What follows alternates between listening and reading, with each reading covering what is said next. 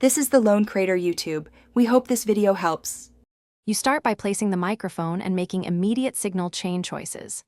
Plug into an audio interface. Enable 48V only for condenser mics. Once done, position the mic 6 to 12 inches away, slightly off-axis to reduce plosives, and add a pop filter and shock mount to cut low-frequency bump.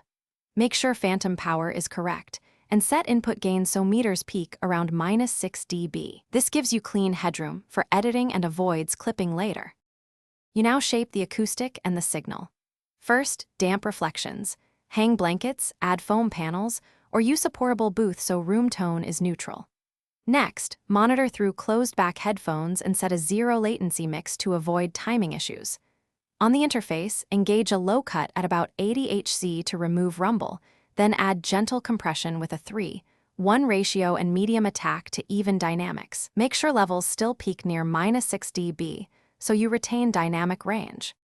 You finish by capturing and polishing the performance. Record several takes, leaving 1 to 2 seconds of silence before and after each pass to aid editing.